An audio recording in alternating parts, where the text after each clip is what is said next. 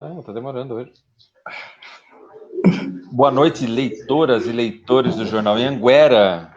Muito boa noite desta segunda-feira. Estamos aqui, eu, Leandro Dayer, e ao meu lado, o listrado Veridiano Peixoto, em mais um Em Questão. Boa noite, Veri. Boa noite, gente. Tudo bem? Boa noite, Lê. Boa noite. Hoje a gente tem diversos temas, né? E uma coisa que já está aí à vista são as eleições e essa movimentação política, né, Veridiano? Que é uma coisa que a gente já vinha conversando aqui nos bastidores, essa movimentação política que o Veridiano nomeou muito inteligentemente de Grupo dos 11. Veri, fala um pouco pra gente aí o que é o Grupo dos 11. Oi, Lê. O Grupo dos 11 é o resultado da reunião que ocorreu no dia 3 de abril em Barueri, né? Onde, sob a liderança aí do prefeito Rubens Furlan, ele e mais 10 prefeitos da região oeste se reuniram para definir aí algumas questões referentes à reabertura, flexibilidade. E aí, né, tem o G7, tem o G20, por que não temos o nosso G11, né? Mas o legal dessa divisão aqui, né, esse grupo dos 11, é que praticamente essa reunião, ela implodiu o plano geográfico do Dória, no que se diz respeito àquela divisão que foi feito após a ida dos prefeitos lá ao Palácio dos Bandeirantes. E aí até subimos uma matéria justamente no dia, que no dia 3 de abril, lá em Barueri, se reuniram, né, esses 11 prefeitos de 4 grupos distintos, né? O Grupo Oeste, dos municípios aqui da nossa região, o Grupo Norte, representado por Cajamar, que ele faz parte do grupo de Caieiras, Franco da Rocha, Francisco Morato e Mariporã, o Sudoeste, onde está Cuti e Vargem Grande, e o mais interessante, o de Araçariguama, né, que na divisão do governo do estado faz parte de Sorocaba e já estava na fase 2. Então, exatamente. Você fica assim se perguntando, mas e aí? O que vai levar a isso, né? Mas, na realidade, essa divisão que foi colocada aí aos municípios da região metropolitana de São Paulo foi para inglês ver mesmo, né? Porque houve aquela movimentação dos prefeitos, houve essa reunião aí desses 11 prefeitos aqui, e estamos planejando a reabertura do comércio, estamos fazendo isso, mas, enfim. Que veio, na verdade, isso aí veio, essa reunião veio por quê? Porque a capital, que é o centro, né, que é o ápice do contágio de coronavírus, da Covid, estava na fase 2, que é uma fase que já permite, ou já permitiria até então, a abertura dos comércios e uma certa flexibilização, e a gente no entorno aqui, quando eu digo a região metropolitana, estávamos ainda na fase 1, que não era permitido nada, né? Não era permitido nenhum. Então, esse grupo é exatamente isso. Esse grupo que foi muito bem não, mas que foi muito bem, que eu digo, divulgado aí, colocado às redes pelo Danilo João de Cajamar, que ficou revoltadíssimo. No mesmo dia foi até o Palácio dos Bandeirantes, acho que a gente chegou a comentar isso. E aí depois teve o que você nomeou aí o G11 também, que acabou indo conversar lá com o Marcos Vignoli, né? Que é o secretário. Eu não lembro se eles foram recebidos pelo Dória. Foram pelo governador? Não, eles não foram. Na realidade, houve aquela ida, né? No dia que o João fez o vídeo, e aí houve uma crítica. O Elvis não foi, o Elvis não foi. No outro dia, o Elvis esteve presente em uma reunião, talvez oficial, né? Representando o CIOeste. E aí depois teve essa reunião aqui em Barueri, que assim, simplesmente eles pegaram 4 regiões, colocaram dentro do gabinete e falaram, vamos definir aqui o que nós consideramos ser importante, né, aqui para a nossa região e tal. E aí, só ressaltando, Lê, da questão assim, quando fala de fase e flexibilidade, né, hoje mesmo, eu verifiquei, estava assistindo, que no litoral São Vicente praticamente escancarou as portas. O interior de São Paulo é shopping aberto, é comércio popular aberto, e não basta ir muito longe, né? Quando nós andamos aqui, até mesmo nas cidades da nossa região, Nós percebemos que, pelo fato de enquadramento na fase 1, onde somente os serviços essenciais poderiam funcionar, você vê que, na realidade, na prática, o comércio, de uma maneira geral, aí ele vem funcionando, né? Alguns segmentos que eu acredito que não estavam enquadrados aí estão funcionando. Você passeia aí pelo centro histórico, pela região do centro aí de Parnaíba, com exceção das grandes lojas mesmo, né? As grandes lojas aí, que posso citar as Casas Bahia, o Magazine Luiza, Loja 100, algumas lojas, Calçado Sérgio, tal. E aí você vai para a região da Fazendinha também, a Veste Casa, né? Ela tá, pelo menos parece que está fechada, respeitando aquela questão do atendimento online. Me parece que as pessoas só vão retirar o produto, mas o preocupante é que já está se vendendo uma normalidade, né? Uma normalidade que ela não existe. O grande temor é esse, e assim, tanto em nível nacional, como nível estadual e até nível municipal, de falar assim, gente, o vírus está aí, tudo bem, mas vamos seguir a vida. Eu acredito que não é o momento ainda de seguir essa normalidade, né? Mas a impressão que está se dando é que na base da canetada você quer implantar um sistema de normalidade que no momento, segundo especialistas, é algo que não existe ainda. Deixa eu aproveitar, dar boa noite aqui pro Odair de Oliveira Pinto. Boa noite, Odair, tudo bem? Pro Renatinho Bezerra também. Boa noite, amigos Leandro, Everidiano. Muito boa noite, Renato. Para Rosana Cardoso, boa noite, Rô. Lorena Araújo, que está sempre aqui com a gente também, boa noite, muito obrigado pela audiência. A Catiúcia também, boa noite, muito bem-vinda. Aproveitando esse lance, Veri, essa sua fala aí do coisa, que é uma coisa, tô pensando aqui agora, enquanto estava dando boa noite, estava pensando que na verdade assim, isso passa a ser algumas bandeiras, né, porque se tornou, na verdade, tornou-se um ato político, né, a defesa ou a não flexibilização. A galera politizou de uma tal forma que isso, e de certa forma os municípios têm uma certa autonomia, né, cara, sabe? Sim. Dessas coisas dentro de UTI, flexibilizar comércio, essas coisas todas. Que é uma coisa, inclusive, que o presidente citou hoje, né? Dessa autonomia, né?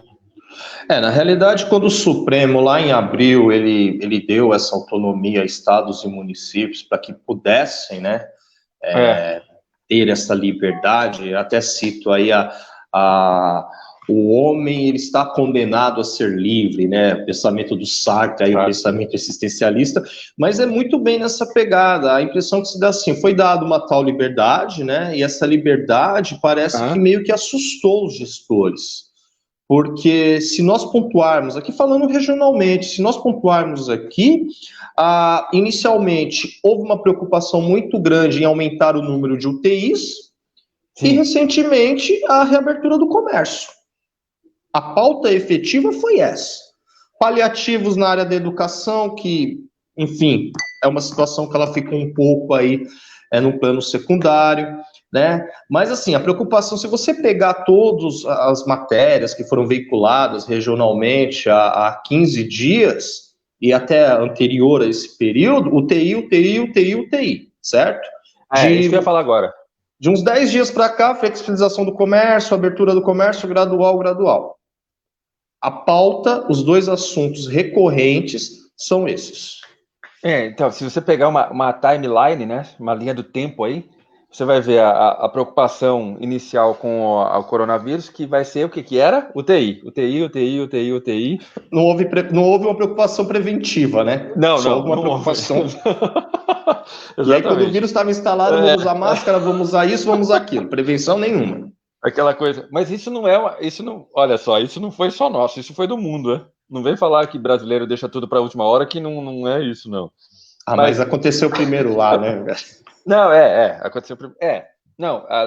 Vendo a sério agora, não rindo, mas assim, a gente teve um tempo de preparo, né? A gente poderia ter um tempo de resposta, uma resposta melhor do que a gente teve, do que a gente está dando. Mas Só para a gente ver isso aí, olha. Na linha do tempo, UTI, EPI e tal. Aí agora, flexibilização de comércio. E uma outra coisa que a gente levantou hoje, que também vai entrar na pauta, Veri, ônibus. Mobilidade urbana. Mobilidade urbana, transporte público, que inclusive hoje a gente acordou com esse número de denúncias, pessoal mandando foto, leitor de dentro do ônibus fazendo foto, fazendo filminho, falando que os ônibus estão lotados, que tem pouco carro, essas coisas todas. Que também entra naquele lance que você falou do grupo dos 11, que poderia ser uma decisão conjunta, né? Isso é interessante, Lê, porque eu retomo, ou pelo menos o discurso, né, de que a situação ela vem descortinando a ineficiência dos instrumentos públicos e as ações adotadas até agora. Então, na área da saúde, na área da educação e na área de mobilidade urbana. Não querendo te cortar, parece que é etapas, né, Veri? Primeiro mostrou a saúde, depois mostrou a educação, e agora está mostrando o transporte público, mobilidade urbana, né? Parece que está sendo por etapa, né? E se citarmos também a questão da segurança também, né? Que ela está deixada um pouco de lado, mas... e aí, na questão da mobilidade urbana, voltando novamente para uma análise regional, assim, a região, pegamos aí a região oeste, com exceção de Pirapora, Santana de Parnaíba, Cajamar, todas as outras têm um sistema ferroviário, né, que praticamente corta a região, tá? Então isso daí é a questão do Estado mesmo, com a CPTM, enfim. Mas o que levanta muito essa discussão, Lê, é que para o trabalhador, para o estudante, que apesar que não está tendo aula agora, para ele chegar até esse transporte ferroviário, ele embarca no ônibus, nos bairros, né? E aí o que nós recebemos hoje, que não é algo específico só de Santana de Parnaíba, mas de todas as cidades, é a superlotação dos ônibus, né? Então, recebemos às 7h28 da manhã, a linha 324, Colinas da Anhanguera até Parque Imperial, que ele sai, ele passa por Cajamar, ele passa pelo centro Fazendinha, Centro Histórico, Alphaville. É impressionante, né? Impressionante. Então, como que a gente pode realmente pedir para que as pessoas se protejam, máscara, álcool gel, sendo que o sistema de transporte público, que já está sucateado há décadas, né? Oferece um serviço como esse em um período de pandemia. E a população tem que trabalhar, a população está indo trabalhar e se submete a uma situação como essa. Então, e aí você pega alguns dados, né, que até foi citado na matéria, que o cobrador e o motorista de ônibus, eles são os profissionais que o índice de contágio, a possibilidade de contágio desses profissionais é de 70%. Eu acredito que acima deles, só os profissionais da saúde. Não, é verdade. Sabe? Então, e aí quando você volta, você tem o consórcio intermunicipal, porque vamos ser sinceros, gente, as empresas Viação Osasco e Viação Urubupungá, elas detêm a concessão pública da maioria das cidades aqui, tá? Sim. Barueri você tem alguma, Jandira você tem outra, mas quando se diz intermunicipal, do sistema MTU, do consórcio Anhanguera, né, um nome bem sugestivo aí que eles adotaram, isso daí era uma questão de se conversar em bloco também, né? O CIOeste de entrar, o CIOeste no início do ano, no final do ano, não disse que não ia aumentar o preço das passagens, enfim, que teve toda aquela situação. Sim. E agora você verifica que as pessoas estão... E é engraçado, ao ir trabalhar e ao voltar, com certeza nesse horário que é o horário de volta, eles estão se submetendo a uma mesma situação como essa, né? E aí a empresa, eu entrei em contato com a empresa hoje cedo e ela informou que disponibiliza mais ônibus em determinados horários, enfim. Mas aí que vem realmente essa observação do quanto esse bloco, o G11, né, que ultrapassou os limites territoriais aí, por que não chega e fala, olha, gente, o sistema de transporte aí a gente precisa fazer alguma coisa, Né? Inclusive, você falou da linha do Colinas, a gente recebeu também da linha 347 ou 374, se eu não me engano, que é a linha que faz Centro Histórico Alphaville, que é uma linha que é bastante carregada e que teve redução de ônibus. Deixa eu aproveitar só dar uma boa noite para o Wendel Renato aqui. Wendel, boa noite, obrigado pela audiência. Então é uma coisa, difícil mesmo, né, Veri? Porque mesmo que nós estejamos tomando todas as precauções aqui como município, deixando fechado, você tem aí a maioria da população tendo que entrar em contato ou trabalhar e fazer com isso. Inclusive, existe uma portaria da cidade de São Paulo, a gente também publicou isso, que iriam aumentar 748 carros para que todo mundo fosse sentado. A gente sabe que é praticamente inviável isso aqui na região. Não vai ter carro suficiente para não carregar pessoas de pé, mas a gente torce para isso.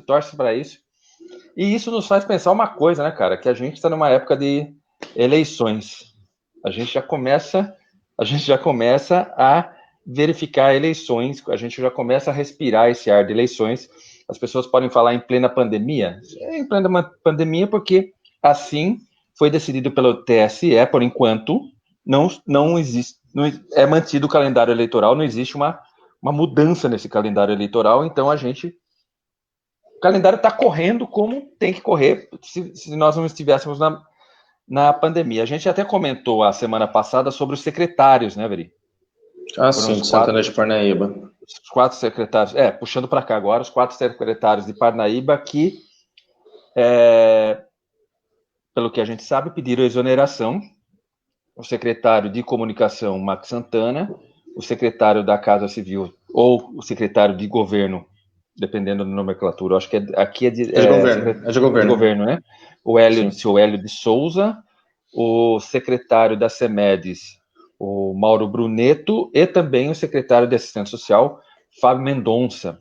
Então foram esses 4 nomes que se desligaram da municipalidade, do corpo da municipalidade, para que pudesse, ou supostamente, um deles possa vir aí a ser candidato a prefeito, candidato indicado aí pela situação. Que é uma coisa que nos deixa aí um pouco curiosos, né? Foram 4 desligamentos para provavelmente sair 2. Ou talvez nenhum, né? Ou talvez só um. Ou talvez um. Assim, às vezes as pessoas pensam, nossa, mas está sendo insistente. Gente, o mapa político é o seguinte, com exceção de Pirapora e com exceção de Santana de Parnaíba, cidades essas que a gente precisa confirmar se realmente a questão do Gregório lá em Pirapora, né, que teve todo esse processo aí, mas Osasco já está definido o candidato da situação, Barueri já está definido, Cajamar já está definido, Itapevi, Carapicuíba, que são os prefeitos de primeiro mandato que vão buscar a reeleição. Aqui não. Então, realmente, nós já temos aí pelo menos o anúncio de alguns pré-candidatos, né? No caso aí, o Silvinho, o Pecioli, o Dr. Danilo, o André Bastianon, o Leandro Monteiro, né? E outras possibilidades. Né? Isso, e outras possibilidades aí que possam vir, mas o candidato do governo, ele ainda não se está definido, nós não temos esse conhecimento, porque desde o ano passado o Elvis ele vem desviando do assunto, né, quando perguntado, enfim, mas o prazo ele está correndo, né, o prazo ele está chegando, como você falou, a parte burocrática da coisa, ela se manteve, se a eleição vai ocorrer dia 4, dia 10, dia 31 de dezembro, isso daí vai depender de uma decisão do Tribunal Superior Eleitoral, mas a parte burocrática... Que não aconteceu ainda, né? Sim. Que não aconteceu. A gente está seguindo o calendário. E a gente está seguindo o calendário, que é uma coisa tão maluca também, Veridiano, que, como nós estávamos conversando, é claro que a gente conversa, para quem está nos assistindo, a gente conversa durante a semana, que se a gente pegar esses 4 nomes e eleger 2, por exemplo, a chapa pura, há décadas a gente não tem um candidato que saia da Câmara, né, com alguma indicação da Câmara. Ou seja, ou compondo a chapa como vice ou como prefeito. A gente teve aí o Silvinho, no primeiro mandato, que era da Câmara, ele era vereador, depois tivemos Pedro Mori, tivemos o próprio Borelli, que hoje é vice-prefeito, tivemos o César com o Fernandes, né? E não se ventila, né? O próprio Elvis, que na época era até vereador. Presidente da Câmara, né? Sim, vereador. E não se ventilou, né, Veri? Não se ventila ainda, né? Alguma coisa. A gente vai esperar essa candidatura misteriosa. Essa lacuna, eu me recordo que quando o vereador Marcos Tonho, ele era presidente da Câmara, né? Até numa entrevista que foi feita com ele, foi perguntado, e aí ele falou bem assim, não, este é meu último mandato como vereador, e na próxima eleição enfim, afirmou, né, e depois de um tempo ele voltou, falou que não, que de repente ele poderia garantir aí a questão buscar a reeleição dentro da Câmara. E aí isso acaba, né, quando você cita que 4 secretários, 4 nomes técnicos, né, se desligam, porque aí tem uma outra questão também, né, da questão da exoneração que você citou, né? Sim. Que eles saíram, né, na semana passada, verificamos no Diário Oficial se essas exonerações estavam descritas, não estão, e até deixar essa pergunta aí, se alguém da prefeitura estiver vendo, que possa nos orientar, onde se publica exonerações das pessoas da prefeitura. Sim, porque eu acredito que seja no Diário Oficial. Agora, aqui em Parnaíba, pelo menos eu não verifiquei isso. Inclusive, até conversando, né, hoje com o secretário Max sobre isso, porque mesmo ele não estando mais no governo, ele era a pessoa da comunicação, né? E ele confirmou, que ele falou bem assim, olha, não há publicações destas exonerações. O que eu tenho conhecimento é apenas a portaria e o registro interno no RH. Então, é assim, se realmente houve essas exonerações, elas tinham como objetivo o respeito à descompatibilização eleitoral, se elas não foram publicadas até sexta-feira no Diário Oficial, e um desses 4 nomes, porventura, vinha a figurar, como que vai ser? Existe uma outra publicação oficial que mostra onde esses nomes estão constando, ou simplesmente você vai apresentar a portaria do registro do RH? Porque é uma informação pública. É uma informação pública. Inclusive, para nós, muito mais ainda do que pública, é uma informação de trabalho, né? Com quem a gente vai conversar agora, quem será, qual é o nome do próximo secretário ou do secretário de comunicação que vem assumir a pasta e a cadeira, para que a gente possa entrar em contato, porque, afinal de contas, é uma coisa que a gente sempre tem muito isso como norma, a gente sempre entra em contato, a gente sempre ouve a segunda parte, a gente sempre se comunica, né, quando tem alguma coisa, tipo do ônibus, a gente sempre comenta, e outros tantos casos aí que a gente entrou em contato com a SECOM. Então a gente precisa aí de saber também, não só aonde sai a exoneração, como sai a nova nomeação, né? Sim. A nova nomeação dos novos secretários. Deixa eu só dar uma boa noite aqui para o Nica. Nica falou, fala, Berto. Alberto era o nome do meu avô.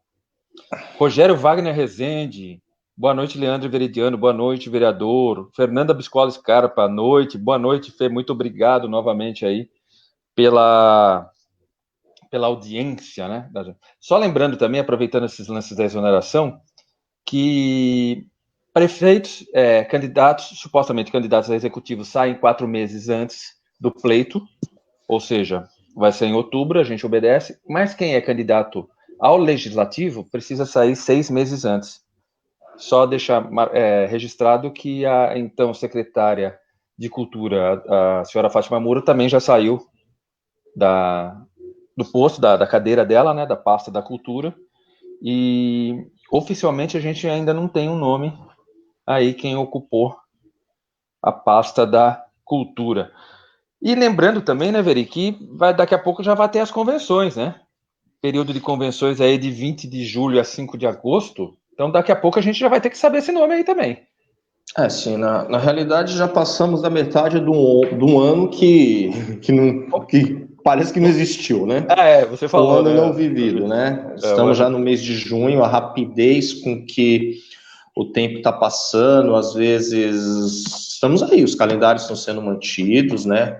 O próprio ministro do Supremo Tribunal Federal, Barroso, né, o Barroso. presidente, desculpa, do Supremo Tribunal Eleitoral, não, Tribunal Superior Eleitoral, TSE deixou bem claro isso, que os trâmites, pelo menos até agora, serão seguidos através até de uma maneira virtual, né, as convenções, como você citou, e aberto toda essa expectativa, porque se houve um processo de politização realmente, né, desde o início aí, a gente pega os discursos, as palavras trocadas entre presidente, entre governadores, e de um tempo para cá você já começa a perceber um certo protagonismo dos prefeitos, né, diante disso daí, e aí as eleições estão chegando.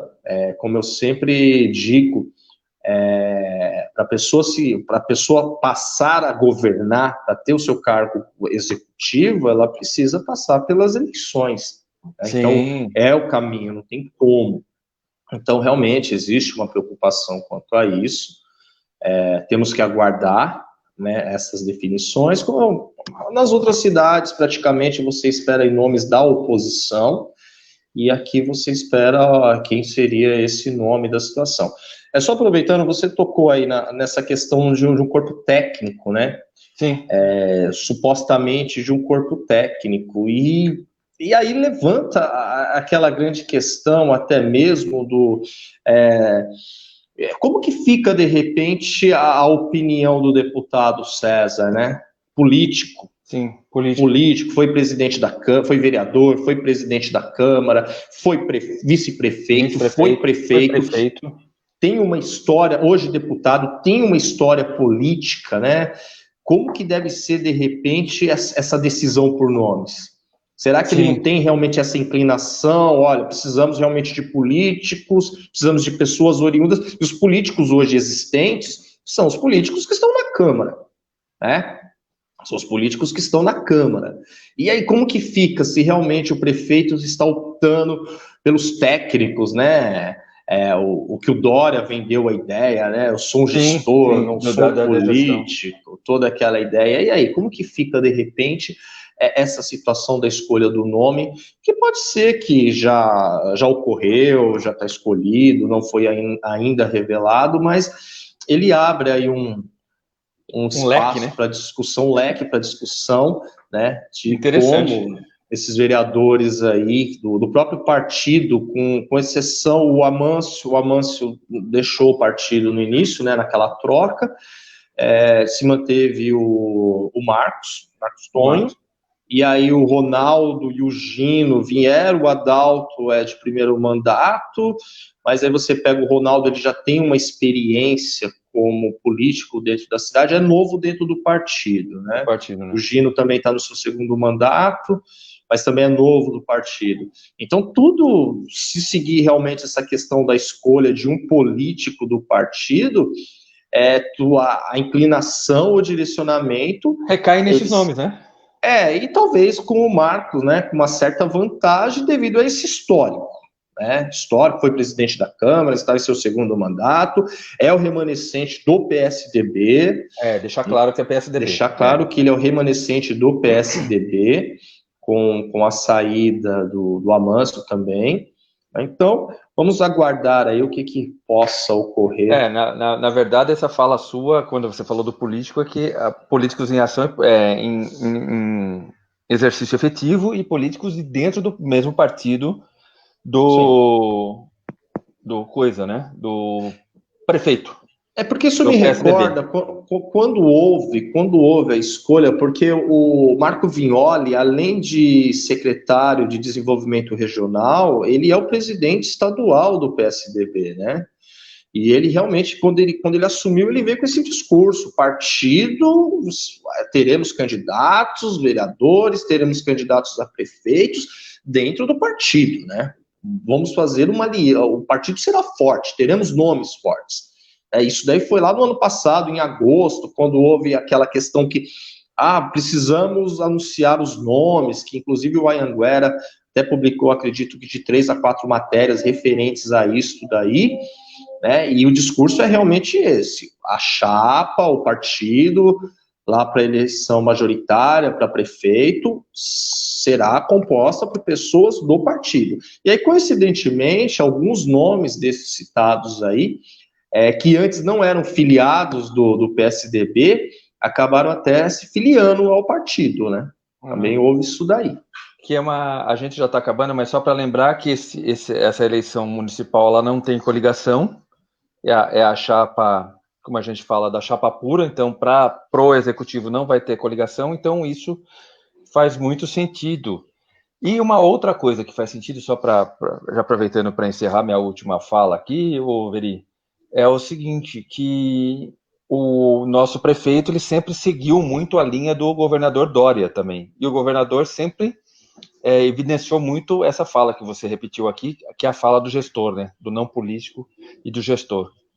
Talvez até isso possa ter levado esses 4 nomes serem tão citados ou serem exonerados aí dos seus cargos, das suas pastas, porque, como você mesmo disse, são nomes de cargos técnicos, são nomes de gestores, não tem uma ligação política, que vem muito de encontro com a fala do Dória e com esse PSDB novo que o Dória sempre quis colocar sempre quis evidenciar, né? Eu não sou, como você mesmo falou, não sou político, eu sou gestor, essas coisas todas. Essa fala foi muito forte, tanto durante a campanha dele para prefeito em São Paulo, e ela se estendeu para a campanha dele como governador, né? Sim. E como o prefeito aqui é muito alinhado à fala do governador, à fala do Dória, quiçá seja essa a forma que ele esteja pensando. Então, fica aqui essa a minha última fala, que a gente já passou os 30 minutos. Sim. Só fechando com o Veri aí, para que a gente se despeça depois. Não, realmente, eu acredito que há essa inclinação, né? É uma dúvida realmente, porque há uma história política da família dentro da cidade, e a qual a possibilidade, mesmo que a indicação do Elvis em conjunto com o César faça o seu sucessor, a família não está mais dentro daquela questão do poder, né? O poder, sim. Né? Então é isso também que eu acredito que é observado. A cidade passou por um processo de transformação muito intensa. Estamos num momento delicado, não só politicamente, mas economicamente, socialmente, né? Então tem que rever realmente o que foi feito até praticamente 2019. Sim. O mandato dos atuais prefeitos, eles são avaliados até o início, talvez o mais tardar, o final de janeiro, né? E aí você começa fevereiro com aquela pré-pandemia, e março a questão já começa a tomar corpo, e daqui para lá. Então, o que vai ser avaliado possivelmente nas urnas é o que foi feito até o ano passado. Então, quem esperava utilizar esse ano, né, vamos aí, campanha intensa, tudo, acabou, cara. Isso não existe, né? Então, aí que vai ser colocado, porque as ações tomadas agora em combate, elas são ações paliativas e direcionadas.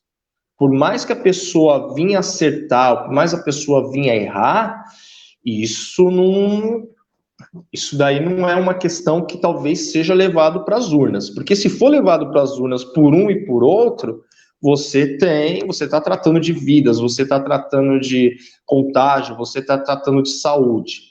Infelizmente, esses números, eles eles revelam uma realidade que nós não gostaríamos de estar vivenciando. Sim, ninguém É, gostaria. então é assim, aqueles que pretendem, os candidatos, né, seja da situação ou da oposição, tirar da pandemia, tirar desses números e levar para a campanha eleitoral, é um caminho perigoso. Então, assim, Sim, eu acredito que o governo do Elvis ele vai ser avaliado até no início de janeiro. A população hoje ela está centrada nessas questões do ônibus lotado, né, da questão do desemprego que a cidade registrou no primeiro quadrimestre, sim. pelo menos 3 meses negativo. Os pais estão preocupados com a questão dos filhos na escola, né, se vai ser retomado, se não vai ser retomado. Então, são essas questões aí que nós não sabemos até quando serão estendidas, mas possivelmente não vai ser da noite para o dia, porque tem o pós-pandemia também, né? O pós-pandemia. O fantasma do contágio, o fantasma, ele vai continuar, né? Então, era isso que, pelo menos, eu tinha para falar. Ultrapassamos aí 5 minutos. Ultrapassamos os 5 minutos. Só aproveitar o seu gancho, então, você falou de vidas, dar os números de Parnaíba hoje, suspeitos, nós temos 2.197 casos, confirmados 646 e, infelizmente, 20 óbitos. Muito obrigado pela presença, muito boa noite para o Emerson Sério, que chegou, para o Cristiano Rony, a gente está indo embora, boa noite de chegada e de despedida, para a Adriana Coneglian, e para o Zezinho Scarpa também. Até, muito obrigado pela audiência e pela paciência. Até segunda-feira que vem. Veri, boa noite, obrigado, e a gente se encontra aqui na segunda que vem. Beleza, Lê. Uma boa noite. Tchau, gente.